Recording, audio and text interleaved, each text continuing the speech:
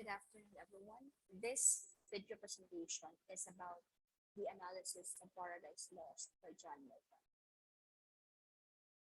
Before we proceed to the analysis itself of the book, let's have first a brief background knowledge of who was John Milton. So, John Milton was born on December 9, 1608 and died on November 8, 1674. John Milton was an English poet and intellectual who served as a civil servant for the Commonwealth of England. He was a chronicler and historian, and known for writing Paradise Lost. In his prose works, he advocated the abolition of the Church of England. His influence extended through the English Civil Wars and also to the American and French Revolutions. So John Milton was a 17th century English poet whose works have greatly influenced the literary world. So he wrote prose and poetry in between 1632 to 1674, and he is famous for his epic poetry, Paradise Lost. So he converted from Catholicism to Protestantism. He actually wrote series of pamphlets calling for more leniency in the church position on divorce. So because of his arguments about this, it actually brought him to both greater publicity and angry criticisms from the religious establishments in England. So when the Second Civil War ended in 1648, King Charles, this is the time when King Charles was dethroned and executed. So he actually welcomed a new parliament and wrote a pamphlet in support of it. Moving on, John Milton was a Puritan who believed in the authority of the Bible and opposed religious institutions like the Church of England and the monarchy with which it was entwined.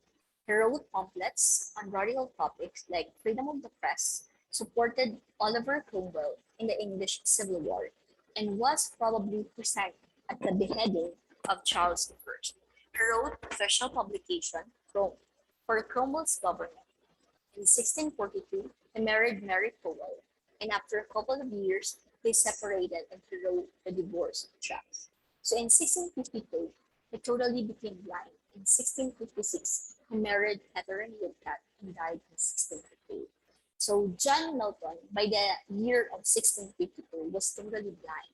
But despite of his disability, he re-entered civil service with the help and with the support of the British military general Oliver Cromwell, and it's actually lasted from 1653 until 1658. So when Oliver Cromwell died, King Charles was back to the throne, and he had to go into hiding to escape prosecution.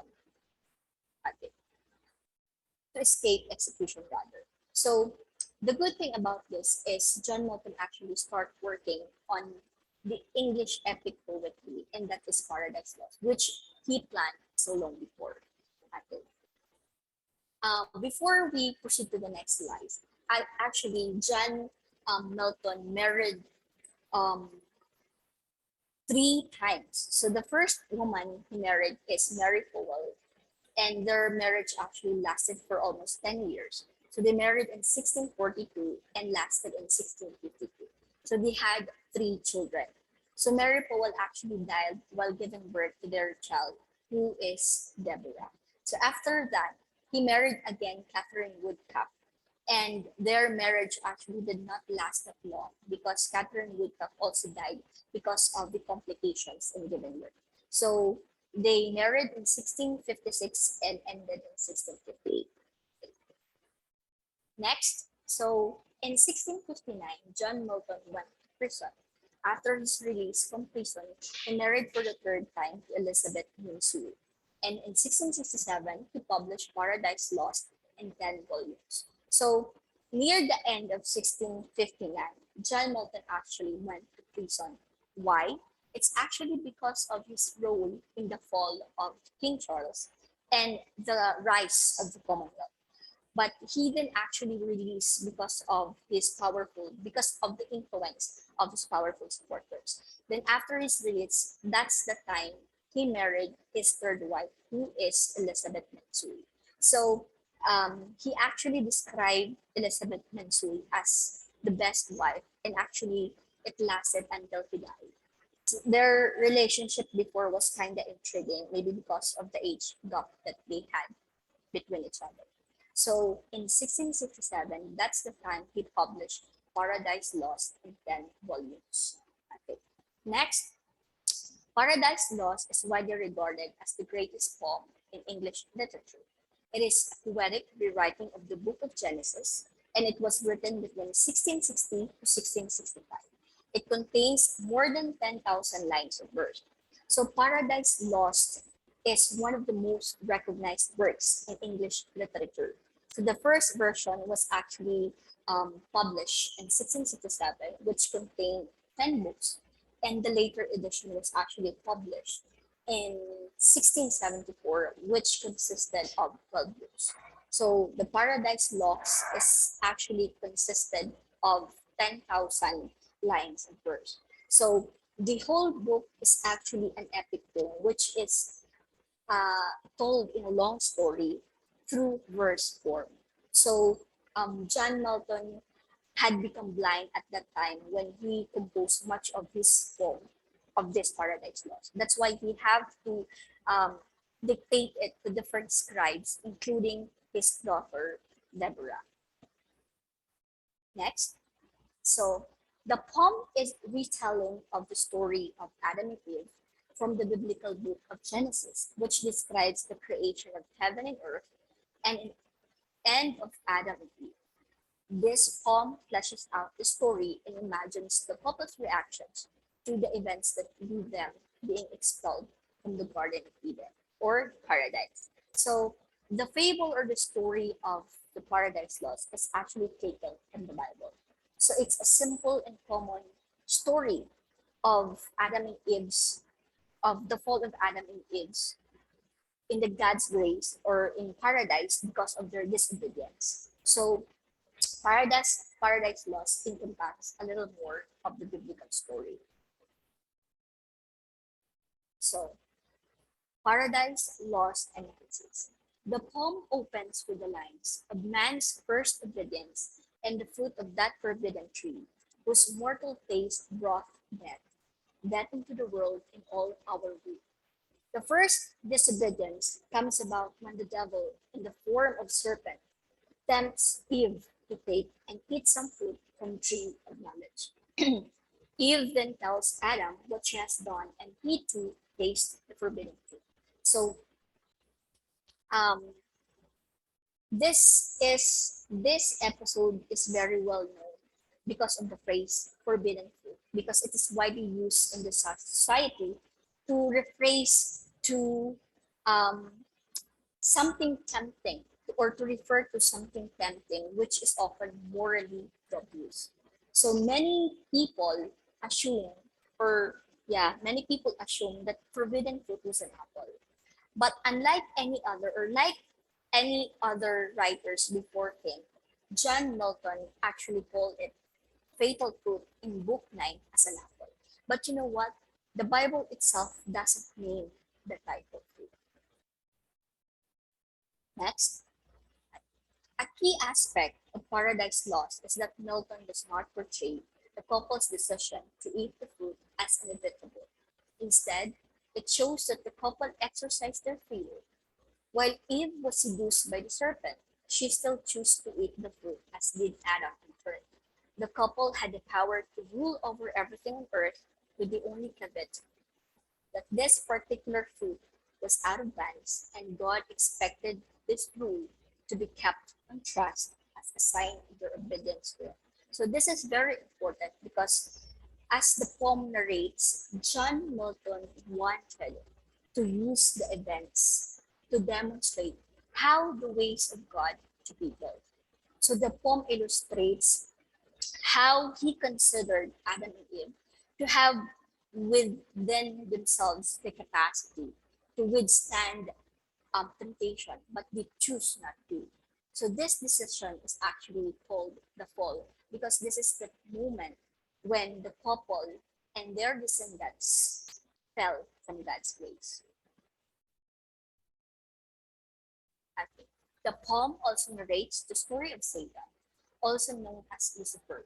Satan was fallen angel who was banished to hell. After his expulsion, the devil famously claims that it's better to reign in hell than to serve in heaven. So John Milton coined the term pandemonium as the capital of hell, and Satan's motivation to um, to attract Adam and Eve into sin was actually part of his scheme to extract banishment or to extract revenge on God for his punishment.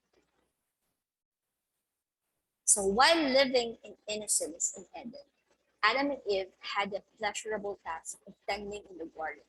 After the fall, however, the Son of God is sent to earth to mete out punishments. Adam is told henceforth that he will have a toil in back-breaking labor on the land to grow food. Eve's punishment include that she will bring forth in sorrow or experience pain in childbirth. The ultimate consequence of the fall is that it brings death to earth. The book then ends with Adam and Eve prostrate on the ground, their tears watering the earth as full of remorse as they beg for forgiveness. So this is the moment in the poem when the couple shows what they have learned or what they have learned from their actions and what they want to make an amends. Next, let's now come to the important things in the poem. I actually listed here the 5 important things in Paradise Lost. The first one, I wrote there the importance of obedience to God. So the first words of Paradise Lost states that the poem's main theme is about the man's first disobedience to God. That's why John Milton actually narrate the story of Adam and Eve's disobedience and explain how and why it happens. And it actually, he places it in the context, within the context of the Satan's rebellion and God's resurrection. Number two, the hierarchical nature of the universe. So Paradise Lost is also about hierarchy as much as it is about obedience. So the layout of the universe is heaven above, hell below, and middle, and in the middle is earth. So it presents actually the hierarchy of the universe based on proximity of God in God's place. Okay. The third one is the fall as partly personal. So Adam actually referred to his own sin as what we call felix culpa, or in English it means happy fall, because it is believed that the fall of humankind is originally unmitigated catastrophe, but does in fact it bring good with it, because Adam and Eve disobedience allows God to show his mercy and temperance on their punishment and his eternal providence towards humankind. So this actually display love and compassion. Diba? Um, the given the Son of God is actually a blessing, a gift to humankind. So meaning to say, when human experience pain and death, human can also experience grace, salvation, and mercy.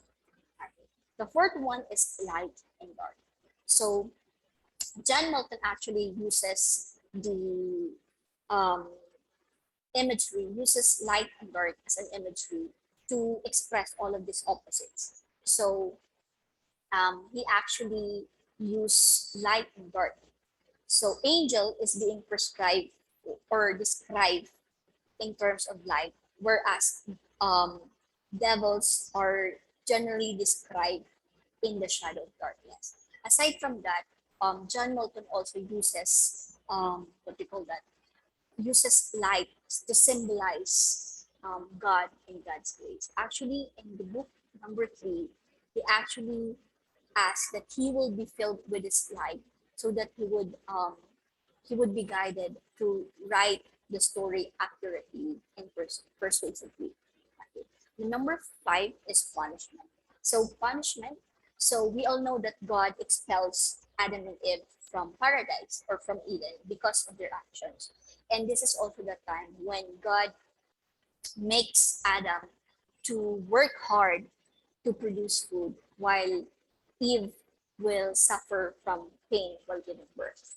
Okay. So these are the five important things in Paradise Lost book.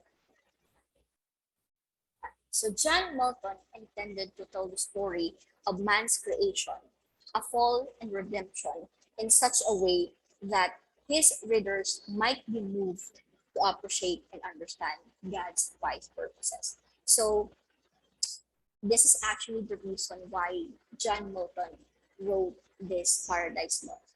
So Paradise Lost is, in a sense, the Christian verse of history retold and explained. Thank you, everyone. I hope you learned something from this video presentation. Good afternoon.